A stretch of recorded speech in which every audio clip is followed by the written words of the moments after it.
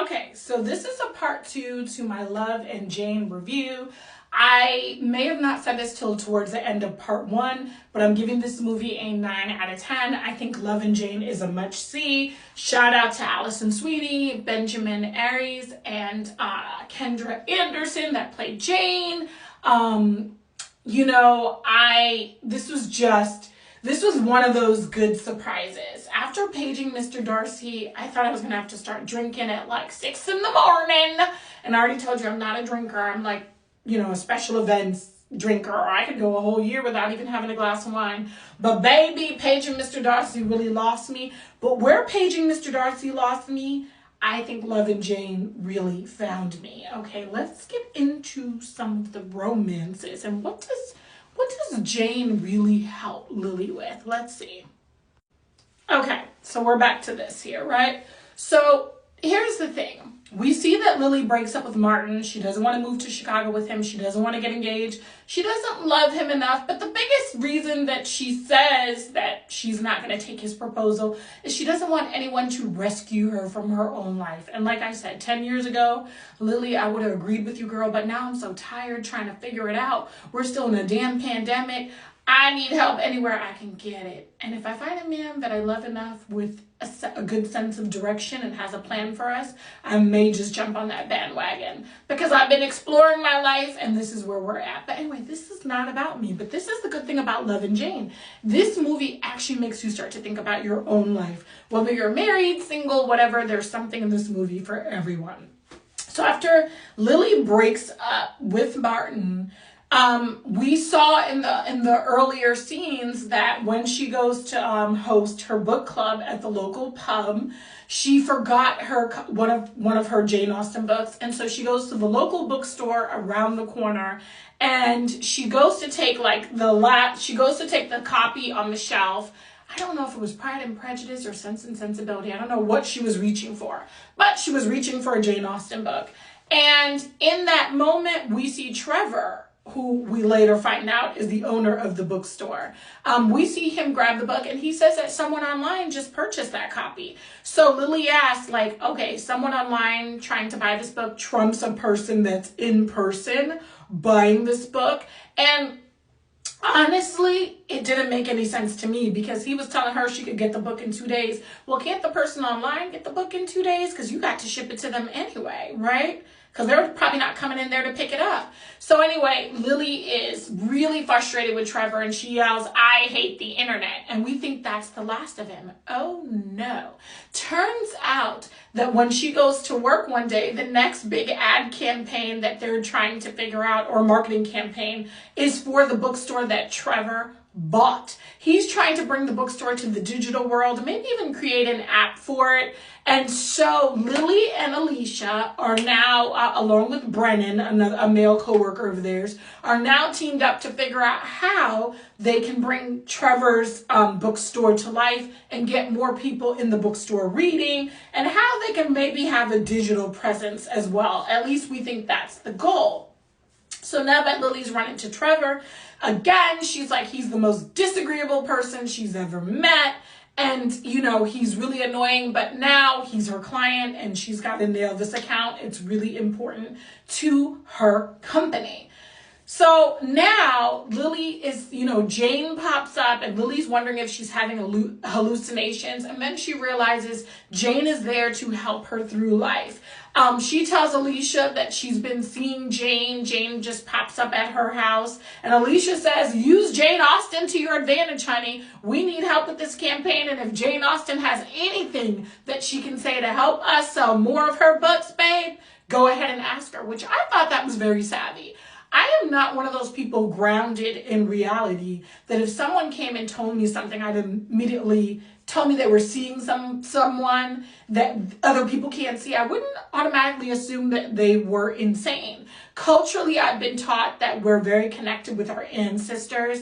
Our ancestors give us different signs. That's how I grew up. So I would not have thought that Lily was immediately insane. And maybe because of Alicia's culture and having that diversity, she doesn't immediately assume that Lily is insane. And she supports her friend on these visions. And she says, use these visions to your advantage. And so Lily asks Jane, what should she do about love? What should she do about life? What should she do about work? And one of the things that Jane points out to her is that manuscript that she threw in the garbage. She needs to go ahead and finish that because she is gifted. She does have the ability to be a great novelist. So why throw out this work in the garbage, okay? Babe, you need to get that manuscript in front of somebody is what Jane done told her.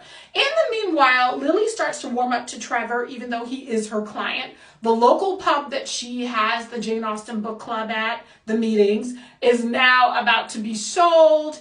And so it turns out Trevor decides that he's okay with the Jane Austen book club meeting at his bookstore, and it's one of the things that he loved because he wants more people coming into the bookstore. So if I haven't said this about Trevor, he's like a big tech giant, and he takes on many different ventures, and this bookstore is just his latest.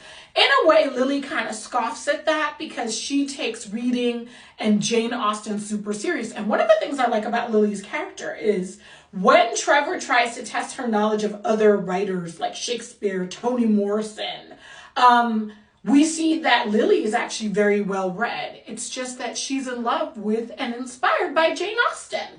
And I thought that was great to point out that she's not some person that just reads Jane Austen books over and over and over again, but that she's read many great literary writers and can quote them and definitely felt their writing, but Jane just speaks to her the most. And I'm not going to knock you if Jane speaks to you the most. If that's your thing, that's your thing. That's Megan's thing. That's not really my thing. But this movie has opened up the door for me. So now that Lily and Trevor are getting closer, we see that Alicia's family, she's from a culture that believes in arranged marriages. And since she's that high age of 27, baby, I nearly fell out, but I understand culturally what she's dealing with. Since she's as old as 27 and she still don't even have her boyfriend, her family's trying to hook her up with someone that's in the culture, and she tells Lily about this, and Lily says, I'm going to show up, I'm going to be there for you, I'll be at the restaurant. But in the meanwhile, Lily finds out that Brennan, their coworker, actually is in love with Alicia,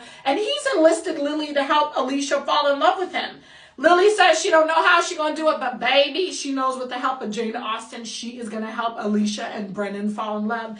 And that's exactly what they do. So we see that Jane Austen steps into 2024 and she guides Lily into not only her love life, but into how to be a better friend. And she ultimately gets Lily to finish her manuscript and submit it. But there's a twist. The company that wants to publish Lily's manuscript is now owned by Trevor. And Lily's like, hold up, did he buy this thing and know that they want to publish me? And do they only want to publish me because I'm now friendly with Trevor? And it turns out, no, Lily is a great writer and Trevor knows a good deal, both in life and love when he sees it. So these two fall in love. Lily is going to accept that her book is going to be published, and she accepts that Jane Austen has guided her through all of it. Only at the end, Jane says, it was always in you, babe. The only thing I did was encourage to bring it out of you. And I thought that's what made this movie so great, is that Jane Austen was only trying to make Lily be the best Lily that she could be, not just in love, but in life. And I love that theme. Once again, I'm giving Love and Jane a 9 out of 10.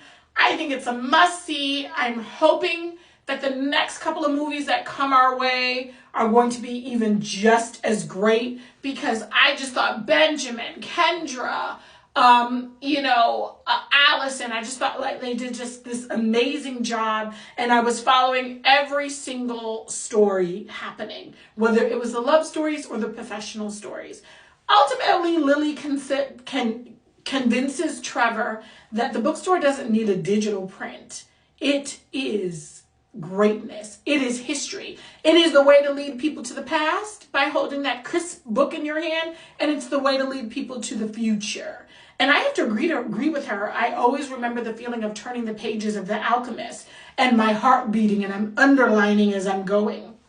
that I love the feel of a book in my hand, though I have read digital books as well. But there's nothing like the crisp turning of the page. Okay, Love and Jane, I'm giving it a 9 out of 10. This was part 2. You guys let me know if you tuned in. Allison Benjamin, well done, and I'm out.